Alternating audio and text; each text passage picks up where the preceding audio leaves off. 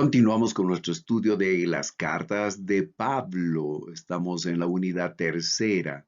Tocaremos el punto respecto a las formas de agrupar las cartas de Pablo. Las cartas de Pablo y su agrupación. Técnicamente al conjunto de cartas de Pablo se las denomina Corpus Paulinum. Inicialmente la carta a los hebreos o el escrito a los hebreos no estaba en el Corpus Paulinum. Posteriormente fue reconocido como escrito de Pablo. El orden en que están las cartas en nuestras Biblias no es cronológico, sino obedece a otras consideraciones que enseguida vamos a exponer. Con relación a las formas de agrupar o clasificar las cartas, las epístolas paulinas, se verá que hay diferentes maneras. La manera como aparecen en nuestras Biblias es según el volumen, es decir, la cantidad de capítulos, el volumen del escrito, y están colocadas después del libro de los Hechos de mayor a menor, es decir, la que más cantidad de material tiene hasta la que menos tiene. Las primeras cartas se dirigen a iglesias. Esa es otra forma también de ver este conjunto del Corpus Paulinum. Entonces, las primeras se dirigen a iglesias, mientras que las cuatro últimas a personas particulares, personas concretas. Veamos ahora la primera forma de clasificar las cartas del apóstol Pablo. Según a quienes fueron enviadas. Los eruditos clasifican de esta manera: cartas a iglesias, que son 9, partiendo desde Romanos. Luego, cartas a individuos, que son 4. Y finalmente, hebreos, que colocan aparte. Segunda forma, según la extensión de los escritos. Las cartas más largas, Romanos, Primera y Segunda Corintios. Las más cortas, las restantes 11 cartas. Otra forma, según el tiempo en que fueron escritas.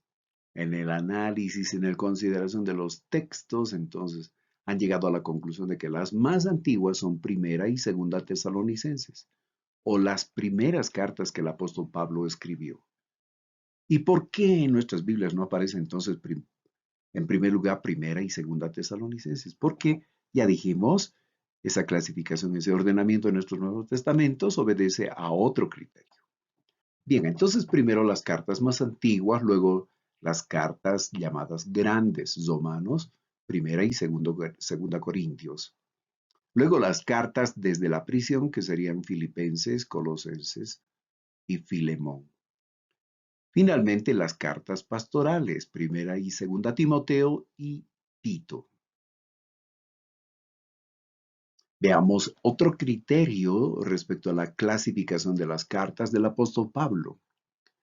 Esta sería la agrupación temática, donde se nota, por ejemplo, el primer grupo, 4 cartas mayores, que serían Romanos y Primera y Segunda Corintios y Gálatas. Esto debido a su extensión y la importancia que tienen estas cartas. Luego vendrían 4 cartas de la cautividad, que serían Colosenses, Efesios, Filipenses, Filemón. Estas las escribió durante su primer cautiverio en Roma. Luego vendrían 3 cartas pastorales, Primera y Segunda Timoteo y Tito. Su contenido es pastoral, es decir, trata asuntos relacionados con la ministración en la iglesia. Finalmente, la carta a los hebreos, antes de la última agrupación, que enseguida veremos. La carta a los hebreos El tema particular, el Señor Jesús, presentado como lo máximo, el máximo sacerdote o sumo sacerdote por ser santo y eterno. Luego es presentado como el sacerdote por excelencia, el que no presenta sangre de animales en sacrificio por los pecados, sino su propia sangre en remisión de los pecados, no solo de los israelitas, sino de toda la humanidad. Además, es presentado en Hebreos como el autor de la nueva alianza, de la eterna salvación. Y en la última agrupación, dos cartas parusianas, primera y segunda Tesalonicenses. En ambas se destaca el tema de la parusía, es decir, la aparición de Cristo, la segunda venida de Cristo Jesús. Veamos más detalles sobre la estructura. El término que utiliza Pablo en sus cartas es epistolé, que en griego se traduce al castellano como epístola. Ahora, en la crítica literaria secular se distingue entre lo que es una epístola y una carta. Veamos lo que dice Picardo explicándonos este detalle muy técnico. Él señala que una epístola, dicen los eruditos, es un documento destinado al público en general en el cual se nombra un destinatario, pero sin que haya nada dirigido exclusivamente a él. Esta composición puede ser en verso en algunas ocasiones, es decir, en una forma poética. Y una carta, que sería un documento privado bastante funcional, desprovisto de artificios que se utilizan en el discurso o artificios retóricos y dirigido exclusivamente, con cierto sentido de secreto inviolable, al destinatario que expresamente se nombra. Entonces, estas serían las diferencias sutiles, interesantes, que nos ayuda a entender un poquito más sobre estos dos tipos de escritos, epístolas y cartas. Los escritos paulinos parecerían estar en un punto medio entre epístola y carta, aunque predomina el concepto de carta porque su primera prioridad son los destinatarios a los cuales les escribe en ese momento. Continúa diciendo Picardo.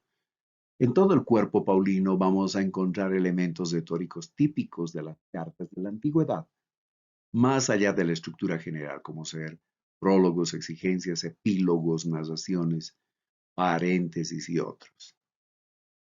También nos dice Picardo, en Egipto se han encontrado cientos de cartas antiguas que guardan una gran similitud con los escritos del Nuevo Testamento. Veamos un poquito sobre esa estructura de esas cartas antiguas, aparte de las cartas de los apóstoles. Esas cartas tenían, por ejemplo, una salutación, un ruego por la salud de los destinatarios, agradecimiento a los dioses, el contenido mismo de la carta y, finalmente, unos saludos especiales y personales. Haciendo una comparación entre esos escritos y las cartas de los apóstoles, vamos a encontrar que cada una de esas partes también se encuentra en los escritos de los apóstoles. En las de Pablo, damos cuenta de que no se trata, sin embargo, de puros ejercicios académicos los que plasma en sus escritos, o una fría exposición de doctrina, sino verdaderas emociones, sentimientos y pensamientos profundos que provienen del corazón mismo del apóstol, en los cuales expresa todo lo que hay dentro de él a favor de sus destinatarios. Concluyendo esta parte, Barclay, en su comentario bíblico, muestra la estructura que siguen las epístolas de Pablo. En general, las cartas de Pablo siguen la siguiente estructura. Para comenzar, vamos a encontrar una salutación, unos saludos. Ejemplo, Romanos 1:1, Segunda Corintios 1:1, Gálatas 1:1, Efesios 1:1, Filipenses 1:1, Colosenses 1:1, capítulo 2, versículo 1, Segunda Tesalonicenses 1:1. Luego vamos a encontrar una oración. Romanos 1:7, Primera a los Corintios 1:3, Segunda a los Corintios 1:2, Gálatas 1:3, Efesios 1:2, Filipenses 1:3, Colosenses 1:2, Segunda Tesalonicenses 1:3. En tercer lugar vamos a encontrar en las cartas una sección de agradecimientos a Dios y también a los destinatarios en muchos casos. Romanos 1:8, 1 Corintios 1:4, 2 Corintios 1:3, Efesios 1:3, Filipenses 1:3, 1 Tesalonicenses 1:3, 2 Tesalonicenses 1:2. En cuarto lugar, vamos a encontrar el contenido mismo de la carta, ver qué es lo que quiere decir, qué quiere expresar, cuál es el motivo de su carta, cómo va desarrollando el contenido de la carta misma. Va desglosando entonces los asuntos, los puntos que quiere tratar. Y en quinto lugar, termina con saludos. Romanos capítulo 16, Primera Corintios 16-19, Segunda Corintios 13-13, Filipenses 4:21 y 22, Colosenses 4:12 al 15, Primera Tesalonicenses 5:26. Si realizamos una comparación entre la estructura de las cartas seculares de ese tiempo, como por ejemplo las que encontraron arqueólogos y otros estudiosos de los textos antiguos, como las encontradas en Egipto, con las cartas de los apóstoles, vamos a encontrar entonces una similitud interesante, ¿verdad? Era la forma entonces de escribir las cartas y siguen este mismo patrón. Ha llegado el momento de concluir con el estudio de esta parte. Es una bendición compartir con cada uno de ustedes. Deseamos que esa hambre de la palabra de Dios, esos deseos de conocer más detalles, pero no solo para tenerlos en la cabecita, sino para ponerlos en práctica, porque para eso Dios nos ha llamado, para poder servir a Dios y al prójimo. Pues esperamos que todo lo que estamos viendo sirva para esos propósitos. Un abrazo fuerte y continuaremos con el siguiente tema. Paz de Dios.